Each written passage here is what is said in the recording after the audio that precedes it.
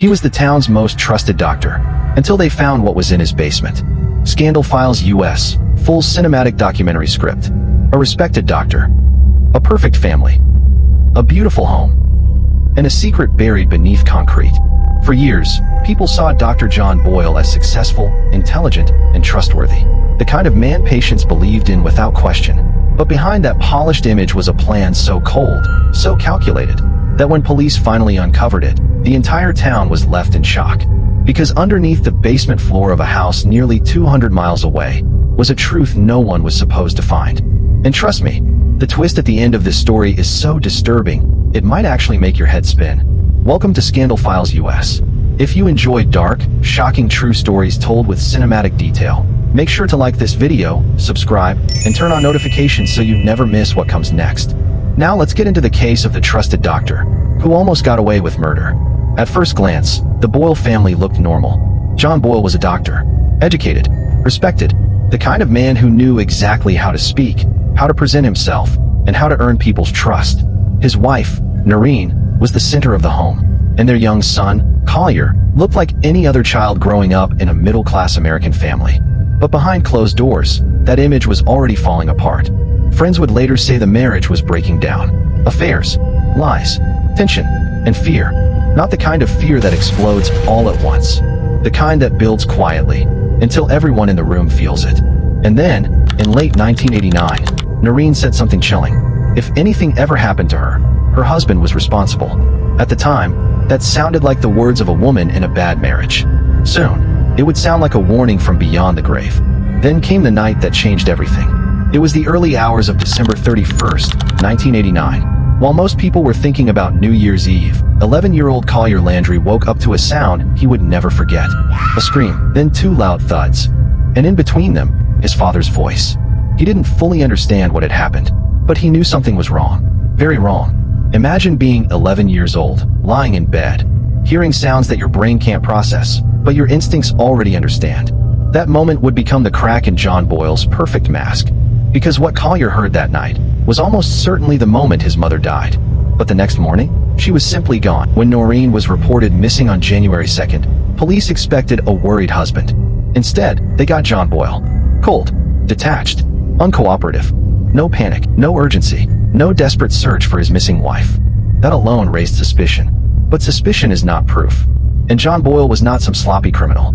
He was intelligent, methodical, controlled. The kind of man who believed he could outthink everyone in the room, including the police. And for a moment, it almost worked. Because if not for one person, this case might have gone cold forever. Not a detective, not a journalist, not a neighbor. An 11-year-old boy. Collier wasn't just grieving. He was watching. He noticed how his father behaved. He remembered the tension at home. And he remembered something else. His mother had told him that if anything ever happened, he needed to contact one of her friends. So he did. That phone call helped trigger the investigation. But that wasn't even the most important thing Collier did. Because while police were still trying to figure out what happened, Collier found something inside his father's truck that would blow the case wide open. Photographs. In the pictures, John Boyle was with another woman. A younger woman. In a house Collier had never seen before. That discovery changed everything. Because suddenly, police weren't just looking at a missing person case anymore. They were looking at motive, an affair, a double life, and possibly a destination. As investigators dug deeper, the story got darker. They learned John Boyle had bought a second house in Erie, Pennsylvania, about 175 miles away. That alone was suspicious. But what really caught their attention were the details around the purchase. According to later reporting, Boyle had asked unusual questions about the basement floor. What was under it? What kind of soil was below the house? Whether it could be broken up. Think about that for a second. Most buyers ask about plumbing, or the roof, or the neighborhood. John Boyle wanted to know what was under the concrete. And if that wasn't enough, investigators traced his purchases and found something even more disturbing. He had rented a jackhammer right before his wife disappeared. Now the image was becoming impossible to ignore. This was not a crime of panic. This looked like preparation. Cement, carpeting, hardware purchases. Individually, these things could mean nothing. Together, they painted the outline of a burial. And suddenly, that Pennsylvania house didn't look like a quiet property anymore. It looked like a crime scene waiting to be opened. So on January 25th, investigators searched the house. They went straight to the basement. And what happened next turned a suspicion into a nightmare. Because just inches below the concrete, they found a green tarp. And beneath it, a body. It was Noreen Boyle, buried under the basement floor, as if John Boyle planned to literally walk over the evidence for the rest of his life. Let that sink in. A respected doctor allegedly murdered his own wife, transported her body across state lines, broke open a basement floor, buried her under concrete, and then prepared to live above it. Not for days, not for weeks, for years. That is not just violence. That is control. That is ownership. That is the mindset of someone who believed he was too smart to be caught. And maybe the creepiest detail of all, the body was wrapped in a green tarp, and a plastic bag had been tied over Noreen's head. This wasn't chaos. It was method. Cold, planned, horrifying method. But even with the body found, one massive question remained. Could prosecutors prove John Boyle planned the murder before it happened? Because that would determine everything. At trial, the prosecution laid out a chilling theory. John Boyle wanted out of his marriage. He was involved with another woman. That woman was reportedly pregnant. And divorce threatened his money, his image, and his control. So instead of starting over honestly, he built a second life in secret. And when Noreen stood in the way of that life, prosecutors argued John Boyle chose to eliminate her. Not emotionally, not impulsively, strategically. The rented jackhammer. The basement questions. The second house. The cement. Step by step, the image of a carefully constructed plan came into focus. And then came the witness who made the story unforgettable. The little boy who heard the scream. Collier Landry took the stand against his own father. At 11 years old, imagine the courage that takes. This is what makes the case so much bigger than a murder story. Because buried inside it is the story of a child forced to become an adult overnight. Collier didn't just lose his mother. He lost the illusion of safety. He lost his family. And he had to sit in a courtroom and help put his own father behind bars. That is the kind of trauma most people never recover from. And yet, without him, John Boyle might have won. That's the twist hidden in the middle of the story. The most powerful person in the room was the smallest one. Not the doctor, not the lawyers, not the detectives, the child who refused to stay silent. And in the end, the jury believed him. John Boyle was convicted of murdering his wife and sentenced to life in prison. Case closed. Or at least, that's what everyone thought. Because decades later, the story took one final turn. And this is where it gets even more disturbing. For years, John Boyle denied responsibility.